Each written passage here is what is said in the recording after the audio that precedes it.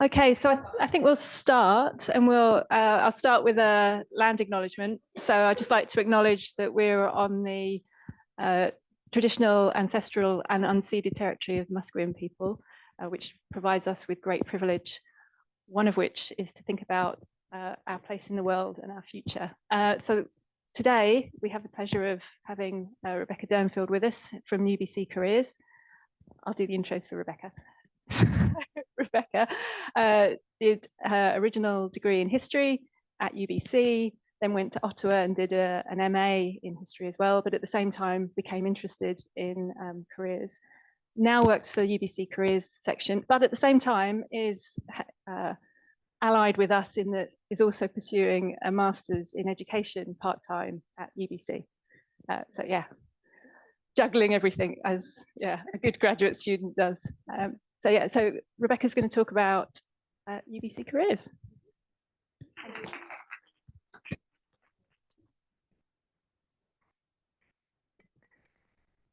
use these very often. How does that sound? Is it projecting? Okay, good. So thank you so much for having me and for taking the time out of your busy schedule to be here. I know as a grad student, there's a lot going on, a lot you have to do. How many of you are still in classes right now? Yeah, and how many of you are focusing on the thesis? Okay, good. And I'm kind of somewhere in between. I'm finishing up my classes and I'm also starting on my thesis proposal. So, kind of in the same kind of boat as all of you. So I'm going to talk a bit about maximizing your UBC graduate experience and a little bit around career planning and professional development. I'm mindful we don't have a ton of time today, so I won't be able to go into all the finer details around this, but I do want you to know you're welcome to email me anytime. My role as of this end of the summer is to focus on graduate student portfolio for career education. You may have heard of someone named Danielle Barkley or may have worked with her before. She was in this role for 7 years and she took a leave to pursue a professional development opportunity in Scotland for a year, which is fantastic. So she'll be coming back next year, but in the meantime, because of my past experience working with graduate students back at Toronto Metropolitan University, I've stepped into her shoes and I'm doing this work. And I love working with grad students. One thing I'll mention is you can also book one-to-one advising with me through our UBC Careers Online. Have any of you used the Career Centre services before? No one in the room. Wow. Okay. So please don't be shy. They are meant for you just as much as they are meant for undergraduate students. We do see a number of grad students, but of course we have a larger undergraduate student population. So we see probably more undergrads, but we are here to help. So we can help with resume, cover letter, job search, interview skills, networking development, personal statements, LinkedIn, so on and so forth. So if you are feeling at any time you would like to meet with me or one of my colleagues, you are welcome to book. And the final note on that is we also do drop-in advising. So Monday to Friday. Monday and Friday is virtual now. So it's between 12 and 2 p.m. You log into the same system. You'll see a button to click and you'll be put in a queue for drop-in. They're 15 minutes appointments for drop-in. And Tuesday, Wednesday, Thursday in person. And it may be me, it may be one of my colleagues. If you do want to work with me, you don't have to, but you can always email me and ask when I'm doing drop-in. I know for the whole semester now when my drop-in advising will happen. So this is our agenda for today. And if you don't mind, I'm going to move over to this side because I think I'll be able to see my slides better. I know it seems like a lot, but we'll go through the material fairly quickly. If you do have questions, feel free to raise a hand, or if you have a comment, love to hear your feedback. And I just want to emphasize that going through a master's program as you're doing, especially a research-based master's, there will be likely moments where you have these aha, feelings, a sense of this is my purpose, this is where I'm going, this is how I want to give back to my community or the world, this is the challenge I want to resolve. You may be experiencing moments of how do I do that? How will I get paid for it? What are the jobs that are out there? Who's going to hire me? A lot of the time, grad students will ask me, what does that look like? Like, what are the jobs? What are the job titles? And that is a bit tricky because it will be different for everyone based on what you're interested in doing. So on the one hand, we keep some of this at a high level because once you zone in a little bit more into the particulars of your interests, your skills, et cetera, that's where we can work one-on-one and really identify what are the jobs, where are they located, who should you talk to. On the other hand, there are resources out there like job boards and other types of areas like LinkedIn where you can source that information if you want it or you're at that stage. So I'm assuming everyone here is probably at a bit of a different stage in terms of what they're doing with their career planning. I'll just ask another question. Does anyone feel confident in terms of where they're going after they graduate in terms of a job or a career path?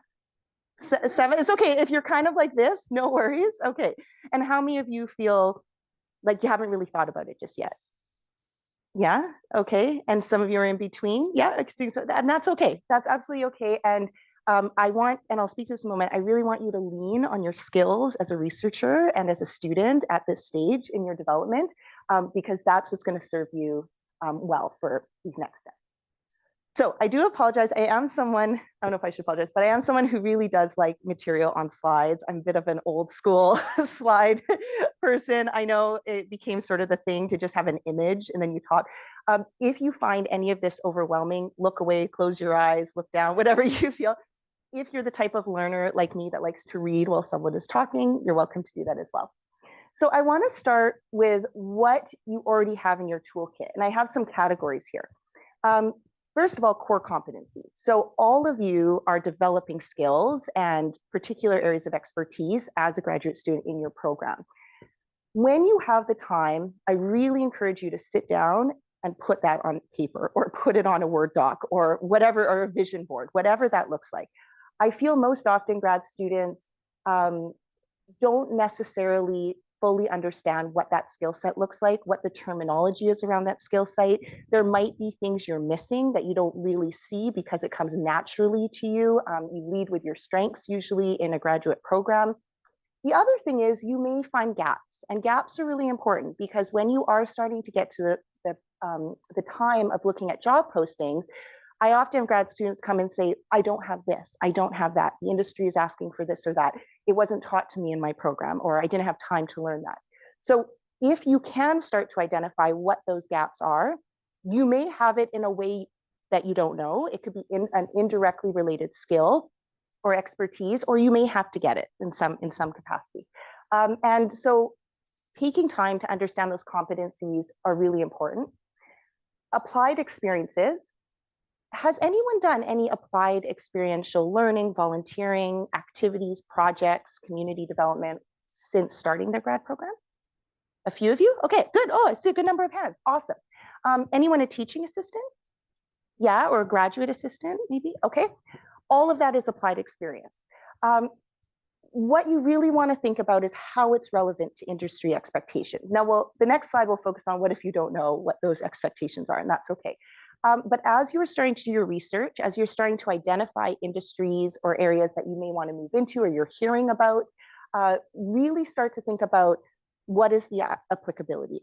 One tip, job postings, just researching job postings. If you are at the stage where you maybe know of some titles or you're just doing some high level research, or professional associations that are sharing knowledge, information, labor market reports, newsletters, that will tell you about the industry expectations. And from there, you can think, okay, how has what I've done plus my core competencies aligned already with that?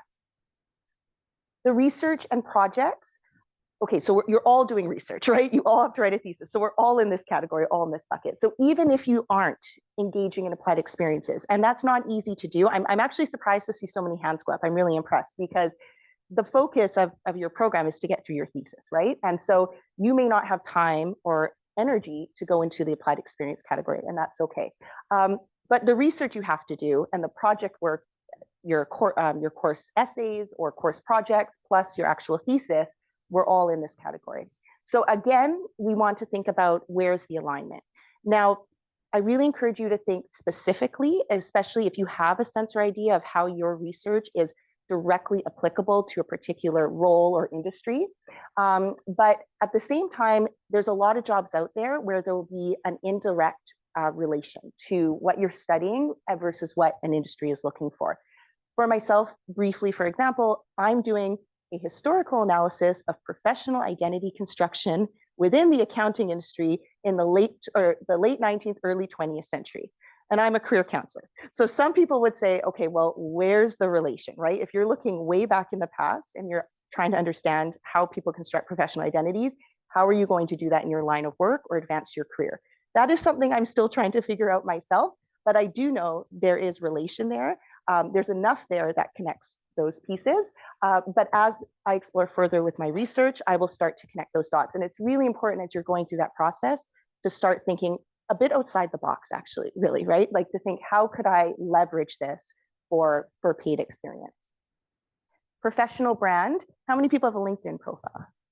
Yeah, oh, good to see. How many people have updated their LinkedIn profile in the last couple months? Okay, oh, okay. And how many people are actively using LinkedIn, logging in, looking at professional associations, jobs, right? And researching people. Okay, so I really recommend you keep your LinkedIn updated, as you are progressing through your research, adding in your achievements, your research projects, any volunteering or applied experiences you're doing. You don't need to be talking to people through the platform as of right now, but it is useful to have that categorized somewhere because a lot of employers are in that space. And then finally, professional network. So start with faculty if you wish.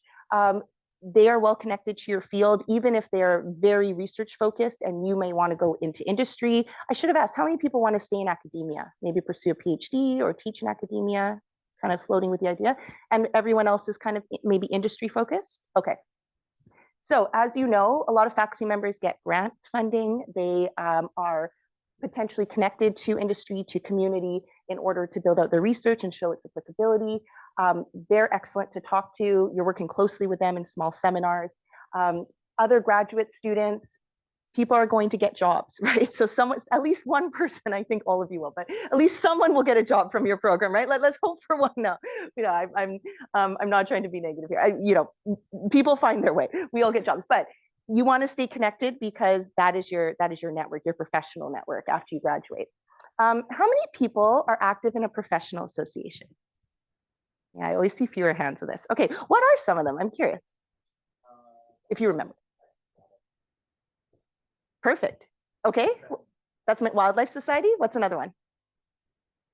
Professional engineering. Okay, and I saw another hand. Yeah. Board of directors of what association? Oh, okay. I don't know if I can repeat that. What is it? Oh, very nice. Jane Goodall Institute of Canada. Did I say it right? Yeah. Okay. Excellent. Fantastic. There are so many associations within Canada, internationally, within BC, within Vancouver. These are fantastic opportunities to get your name out there, to meet with like-minded people, to network, to be involved, be on a board, to run an event. Really great ways to build your brand, to apply your experiences, to understand how your core competencies in your research are connected to industry. So highly recommend you start looking into those and getting involved when you can and where you can. There we go. Okay, I knew it would happen at some point. Okay, so what if you don't know what your career objectives are? So again, a bit of a heavy slide, but I am using these same categories once again, but with some different points here. So core competencies, if you're not sure how those are connected to your career objectives, I want you to think about how your skills, knowledge, academic experiences, what has been most fulfilling to you. This goes to something which we call finding your purpose or finding your ikigai. Is anyone, I think I'm pronouncing it correctly, I don't know if anyone's heard that. This is incredibly useful when you are doing research-based degree because you are learning all kinds of things in different courses. You are then trying to narrow down a topic. You are doing your research. There's a lot going on, a lot floating around in your brain. What is most fulfilling to you during that process? Now, this could be skill-based, like where do you lead with your strengths? Where do you find your flow? Do you love doing literature reviews? Like how many people love synthesizing information literature reviews? Yeah, okay, there's a few, right? Not everyone, right? How many people love doing the research? Like just love the research. Okay, right? Excellent. So everyone's going to be a little bit different. Oh, how many people love the writing? Yeah, okay, a couple of you, right? Makes sense, literature review and writing. Okay, you really want to think about why, like understand the reason why behind that. Where do you lean on with your strengths, such as your impact, creativity, leadership? These will be great talking points when you're building out your network. It also moves you away from strictly your thesis, your focus into a broader scope of skills. Professional network, I talked a little bit about this, but when you're speaking with professionals, you really want to understand what are they doing in their jobs, seems common sense. What are the required skills that they're using? What challenges are they facing? And what growth opportunities are there? This is really, really important. How many people feel they know what growth opportunities are within an industry they're interested in? Not really? Yeah, maybe a little bit. Okay. What about challenges? Maybe, okay, maybe a little bit more challenges. I feel in academia, we tend to focus more on the challenges, like this is not going well, we need to fix it, right? So that's why we're grad students. But this is really important because when you find out where the growth areas are, you'll find out where the money is going, which is important because we need to get paid for what we do. You will find out where roles are expanding, departments are growing. You will find out where things are shrinking and there's not going to be as much opportunity. You can shadow professionals, volunteering, sit on a board, be part of a community of professionals.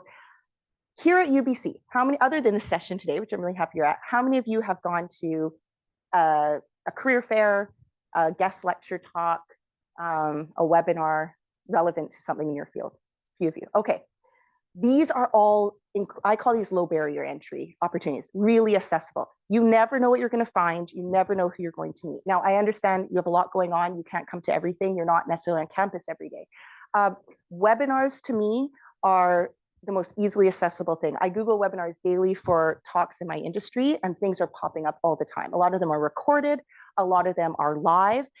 The best thing you can do with those is watch them. If you don't want to watch them at a regular speed, do it at 2 times the speed or 1.5. YouTube is the best for that. I do that all the time. Take some notes on what you're learning. Jot down who that person is. Who is that thought leader? Who is that expert? And reach out to that person after. Find them on LinkedIn. Maybe they give their email. Maybe they're here from UBC. I mean, the best thing is when they're faculty at UBC or they're bringing in someone from another university or industry. Really great way to build your network, and you have something to talk about when you're talking with them. Research and projects, you may not have time to do internships. I mean, you're research based, so you're probably not doing like a co-op or an industry internship. We can talk about that. You can source those out if you need to. Don't feel that you have to do that in order to find your way after you graduate. And then applied experiences again, developed skills are valuable across multiple fields. We've talked about this last slide. And then fairly straightforward, but not everyone does this. You need to tailor your documentation of what you're doing to different industries. So if you are someone who's going to take this degree and open A, B, and C pathways for yourself, you will need to tailor to those different pathways. And we can help with that at the Career Centre. I don't know why this takes so long. Okay, so moving forward, because I'm mindful of time. So this is a very high level piece here. All of you in the IDP seminar before this, or some of you, there was one. Yeah, okay.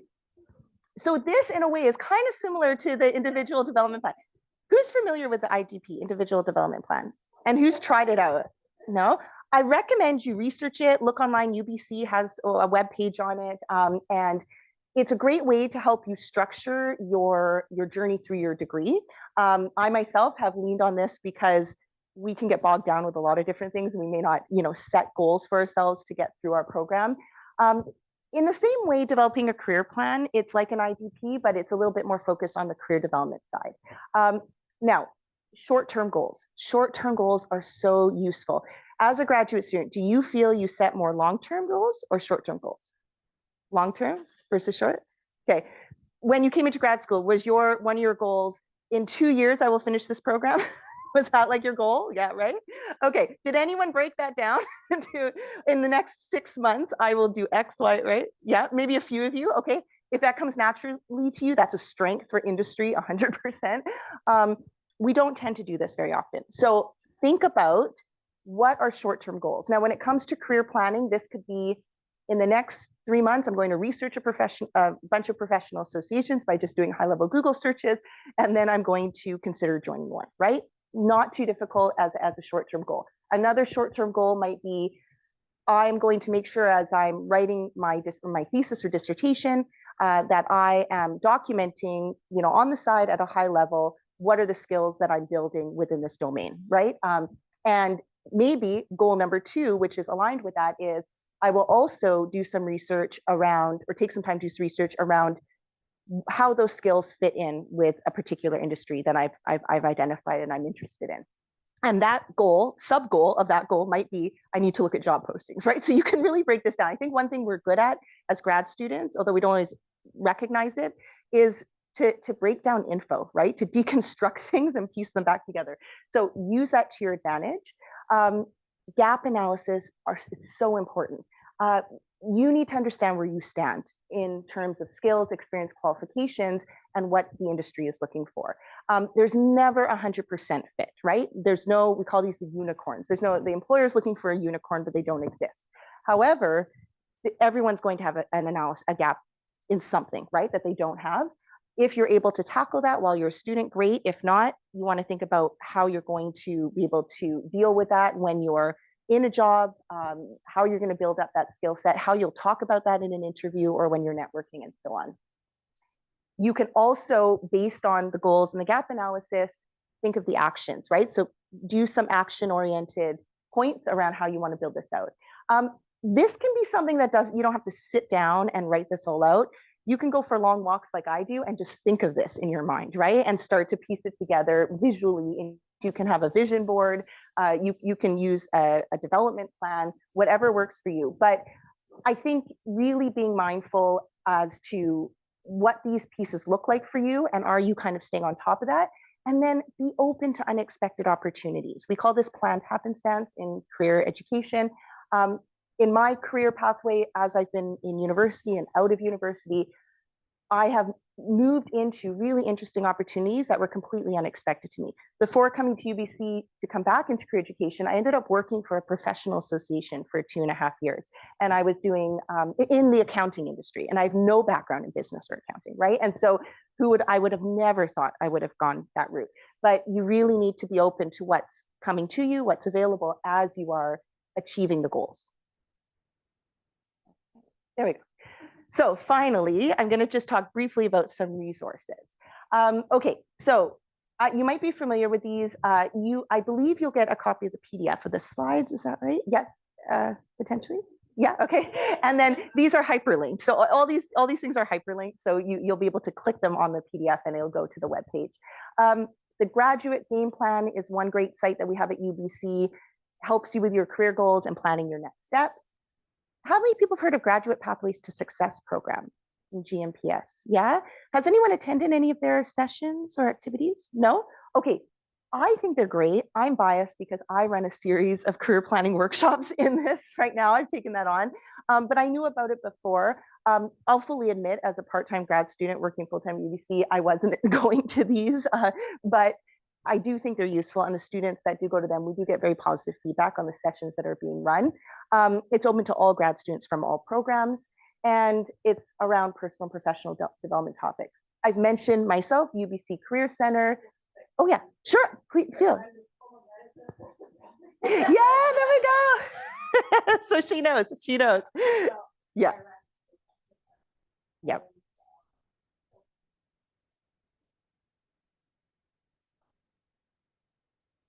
There it is. Mm-hmm. Yeah. The Gallup Strengths Finder. Yep. Mm-hmm. It's great. Yeah.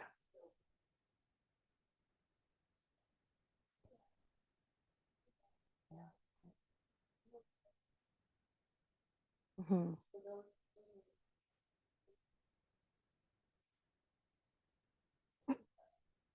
Yeah, and thank you for bringing that up, because I will be co-facilitating that session for those that do the Strength Finder assessment with my manager, Kimberly Ross, who was the first certified Strength Finder, I guess, facilitator in Canada. So that's pretty cool.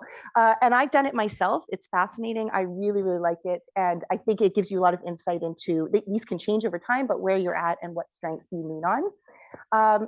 Now, we also have career fairs. We have a career fair coming up in early October. Recommend you go. It's over 2 days. You never know who you're going to meet, never know what kinds of jobs and opportunities are being shared. We do have employers coming onto campus all year long. In your grad programs, there may be opportunities to go to industry events or be invited to those. So what you can go to, try your best to get to. You're probably familiar with IRES news and events, but there's seminar series. They have updates and news and featured events. And then there's also Alumni on Success, which is alumni from Land and Food Systems that they feature in terms of what they've done professionally. And alumni can also be searched on LinkedIn. Has anyone done the alumni search tool on LinkedIn? Yeah, it's very straightforward. You basically go to UBC, like you search for UBC, the school pop up, you click on that page, you click on alumni, and then it will show you all the people who are on LinkedIn that have noted they're a graduate from UBC, and then you can narrow down your search based on from there.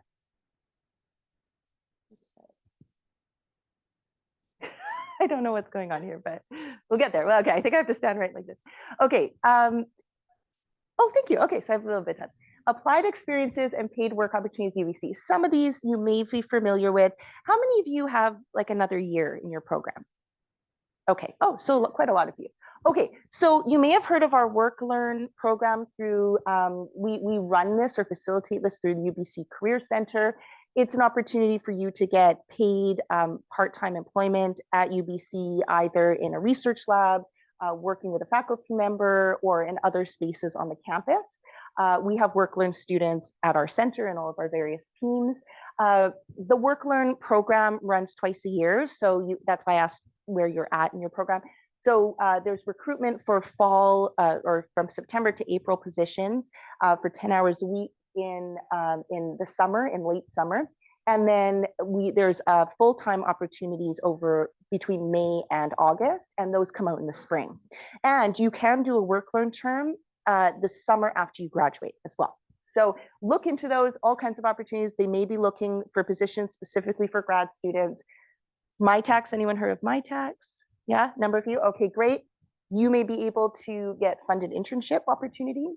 UBC Sustainability Scholars Program, anyone heard of that one? Yeah, I think this one would be really cool for everyone in this room, I think, because it's all about sustainability related roles. I actually will be doing 2 sessions in the new year, early new year, around resume writing and interview skills, I believe. And so I've met the organizer of this program, and you can apply for internships within this field, and it's for any grad student from any discipline. These ones you're probably familiar with: teaching assistantships, research assistantships, maybe academic assistant roles, or student teaching. This one I think is a little bit more rare, I think, the student teaching one, but it can exist. How many people feel their teaching assistantship is relevant in some way to their industry down the road? A little bit? Okay. I don't have time to ask you why. I'd love to hear why, but I 100% think that being a teaching assistant is incredibly relevant based on the skill set and knowledge dissemination as a teaching assistantship for any kind of job that you go into: communication-based skills, writing-based skills, knowledge sharing skills, right? So definitely, if you're doing that, there is something to leverage when you're working on your job application. And then almost out of time. Oh, this is so weird. Okay. I don't know. Oh, there we go. Okay. Professional development opportunities. Okay. So just as a final note, I'm right at the end here. There are, and you'll get these slides, so you'll be able to look into this in more detail, but these are opportunities where you can professionally develop yourself in different ways. A lot of this happens outside of UBC as well. So highly recommend you look into those associations, because there will be a lot of professional development opportunities as a member of a professional association. But these are the ones that are here at UBC. I'm maximizing this conference presentation one in October, where I won't cover much, but I'll get $500 to go to a conference. So, you know, that's great. At least it's available to us, but there are some of these other ones here that you can look into. If you like teaching, I think the Center for Teaching, Learning, Technology is a nice one to look into. And I think that might be my final. Oh, no, I have one more thing to say. Okay, very quickly, one more thing. So I don't have time to go into this in detail. If we end up doing a future workshop, which we're talking about, where some of you might want to workshop on this, the final piece here is how you tell your story. So it's not only that you do all this legwork to kind of figure out what you're good at, the relevancy of what you're doing here at UBC to industry, building up your skills, and et cetera. It's how you talk about it. This is really important. So I just want to raise a couple of points here. When we dive into this, we most often focus on self-awareness, which is looking back at our experiences, thinking about our own self-perceptions, what mindsets do we have, and we try to craft kind of a narrative around that. We don't always think of what has been termed, these are not my terms, but termed cultural sensitivity, which is how do you integrate your story into your listener's culture, and effective message delivery, which is aligning your story to industry standards. So these two things are really important. And the way that we do this, and you all have this skill, is synthesis of information. You combine ideas from various sources to create a new cohesive understanding. And all I'm saying here is that as you are going through your research on industry, your review of job postings, talking to your network, learning things from associations, faculty members, et cetera, from your research, and being aware of who you are and everything that you bring to the table, you need to find a way to put that all together into a cohesive package that your listener is going to understand and is going to want to hear more about. I can't go into the finer details about that today, but there are a lot of strategies around doing that, but just let that float in your mind, right? I think sometimes we gather all of this info, but we don't necessarily know how to package it. So if you want to try that out, there are all kinds of tools online out there to sort of, you can Google how to construct a career narrative. You can use, if you want, ChatGPT to give you some examples of that. But this is very, very important at the end of the day. And then this is a final slide on this. Has anyone heard of Dissertation in 90 Days? No? Okay, this is a podcast. I really like it. It's by Dr. Anthony Robinson. I took these notes to talk about how to tell your own career narrative story from a session he talked about beyond summarizing, synthesizing sources in your literature review. So he's actually, these are all points about how to conduct a proper literature review. And I was thinking, well, this is really relevant to when you're trying to synthesize information about yourself and your research for an audience that you're trying to attract. So you're welcome to tune into that or listen. I think he does a very good job of sharing some great ideas for a grad student. And I think that is it. And I think we'll open to questions, but let me just, I'm so sorry. I'll just keep clicking. But yeah, I think I'm at the end. Yeah, comment. That's okay. It might be the battery. Oh, I didn't mean to do that. Okay. Oh, well. Okay, well, don't worry about that. That's just fine. I'll just leave that up in case anyone wants to read. Yeah, but that's it. Yeah.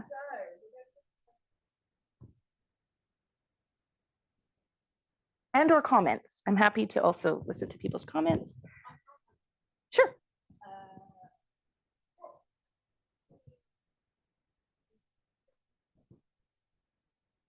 It's a great question. Oh, there's so many, but okay, I would say one of the most common questions, and now granted, I do see a lot of undergrad and grad students, but I think for graduate level, the question is, how do I apply what I'm doing in this program to the jobs out there? So we need to unpack that, right? So the first part of that is not having familiarity with what the jobs are, which is totally understandable. The other piece is, how do I talk about it in a way of what I'm doing with my research that an employer is going to care, especially if say I don't have any work experience. So I think that's another piece there too that I can tack on. A lot of grad students feel they say I've just, right? Like it's like nothing, right? I've just done an undergrad degree and a graduate degree, but I haven't worked, And one thing I always say is, first of all, grad school counts as experience in an employment setting. So a lot of employers, if they're saying, oh, we're looking for 3 to 5 years of experience, if you've done a 2-year grad program, well, what you've done is you've taken yourself out of the workforce in order to further educate. So there is very often, not always, but very often an honoring of that time to further educate yourself, because you're bringing a more advanced skill set into the workplace as opposed to having built that experience as a professional working after your undergrad. And so, yeah, so I think those are some of the key pieces that, and in terms of addressing, first of all, I don't know what's out there. That's where we go back to what I talked about today fairly briefly around well, we need to do the research. We need to find out, where are the linkages between what you're studying, what your skills are, your areas of interest and focus, and where are the gaps or the needs within your field that you can start to address, and what organizations, are meeting those needs, what companies are trying to provide a service or a product to address those needs. And that's where we start to dig deeper. But yeah, those would be great question. Yeah.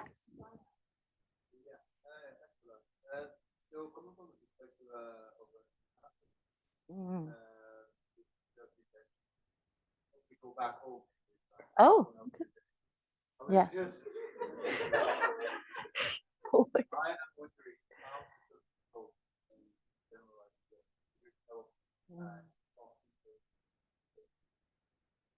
Back home.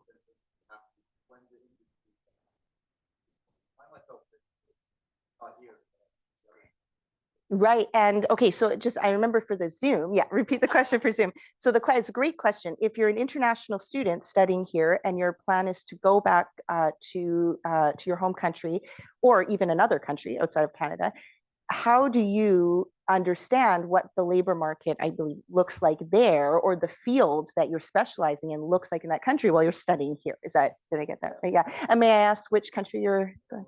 Norway. Okay, great. So great question. First of all, everything that we talked about today can be achieved internationally, right? So now, that being said, you can't be running over to Norway every 5 minutes to go to an event. Like, I totally understand that. But I think the beauty of nowadays, and granted, a lot of this came out of a horrible thing, which was COVID, is the virtual options, right? So what I would recommend is to start doing the research with what you can get your hands on. So, and even prior to COVID, labor market reports that were coming out of government bodies or associations in Norway, for example, will be the same kind of thing that you're going to source here in Vancouver. Also, webinars, recorded webinars or live webinars, depending on the time difference, are going to give you opportunities to learn about what's happening. As a quick example, I thought this was interesting. I attended a webinar a live webinar set in Australia, aired in Australia, around the UN sustainability goals and career education. Because, so here's an example. I think this is one of the big parts of my industry's future, right? It's like, how are we going to be able to provide career education in relation to what's happening with climate change, right? And so I'm trying to think forward, future thinking, okay, what's that going to look like, and how might I be able to maximize on that down the road as a professional? It just so happened the guest speaker is from Vancouver, but she was part of this organization in Australia, and they invited her to speak. So if you can, I had, 7 o'clock at night, I sat in on that, but it was very, very valuable. I got the material sent to me after. Maximize on what you can get your hands on now. Again, also in terms of networking, Zoom has been a fantastic thing. I think all UBC students, do you have a Zoom account as a UBC student? Yeah, because I have it working here, but so you can offer, Zoom chats, and be able to meet with these people back in another country without having to be physically in front of them. So those would be my initial recommendations. And then, starting to build on that when you get back there. But if you can start that process now, and be able to kind of know where you're targeting once you get back to your home country, I think that's fantastic. Does that help? Okay, great question though. Yeah, other questions or comments? Yeah. Oh, great question. So the question is, any thoughts on a 1-page versus a 2-page resume? So I think of resumes as kind of like real estate. So it's like, how much real estate do you own based on what you've, I guess, for lack of a better term, achieved, right? So I get undergraduate students come in and they have like a 3-page resume, and that's not a bad thing. Some undergrads have done an incredible amount of volunteering and research, et cetera, right? So it's not to say that they haven't earned it. However, one thing we hear is how quickly recruiters and employers review a resume. I don't know if you've heard now, it's like 6 seconds, because like right now in the labor market, it's very competitive right now, and things cycle, right? So we don't know what it's going to be like 6 months or a year from now. But we have recruiters saying, I'm on LinkedIn a lot, and they're saying, like, I don't spend a lot of time. I just need the information. I'm getting like hundreds of resumes coming in, and so on. So to answer the question, I think the best answer I can give is what is most important should be on that document. So if you can fit that into one page, which is not easy, means what are the key messages? And here I think grad students have a really strong skill set. The synthesizing of information, which I talked about briefly, and being concise. Like how many of you have, I don't know if like in your writing stage, or how many of you have received feedback from your supervisor? I certainly have, where they're like, you're repeating yourself 3 times, you know, like you're saying the same thing, or you're skirting around the point, you know, like just get to the point, right? And so I think that is really important. So when you are writing out your bulleted statements around your experiences, be concise, be clear, and use the language in the industry, right? So that's why it's so important to review job postings, to look at labor market reports, to review what professional associations are talking about. Because if you can embed their language into what you've accomplished right away, that's going to stand out to a recruiter or hiring manager. So I know I can't say it has to be 1, it has to be 2, et cetera, but I would say as long as whatever you're including in there is as specific as possible and tailored, that's the approach you want to take. So I'll just say one last thing about that. Keep in mind also, if you have an active LinkedIn profile and you can put your LinkedIn URL on your header of your resume, I mean, that's like a digital document, so it can just go on and on and on, right? So you can also use that space to add more information. Yeah. Oh. Yeah. Yeah.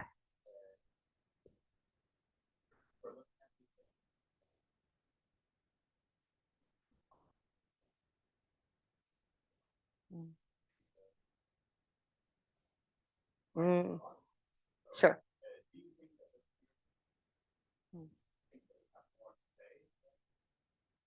Oh, good question. Okay, yes.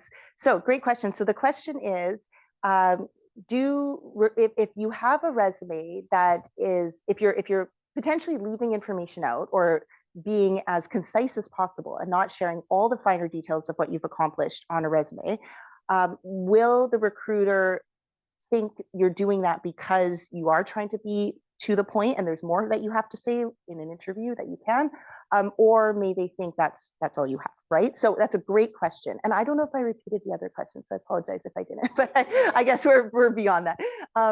So it's a great question.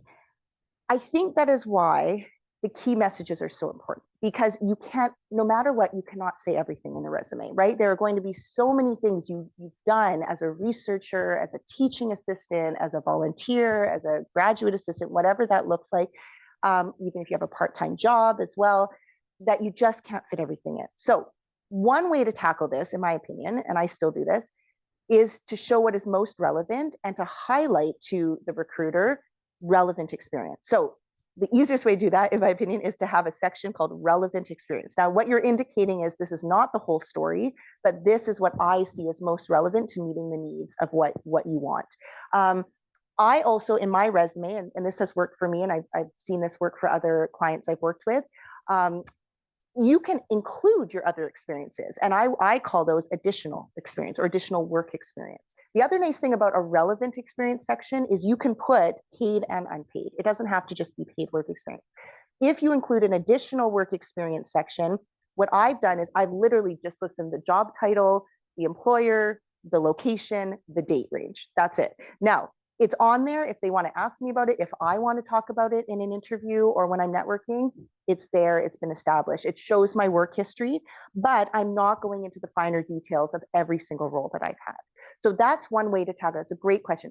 The other way, which is not as easy, I would say, you got to get in front of these people. Like, and this is tricky, right? Because so much easier said than done. Like, I can say, oh, go onto LinkedIn and message all kinds of recruiters or people in these companies, and they're all going to get back to you and want to talk to you. Totally not the case.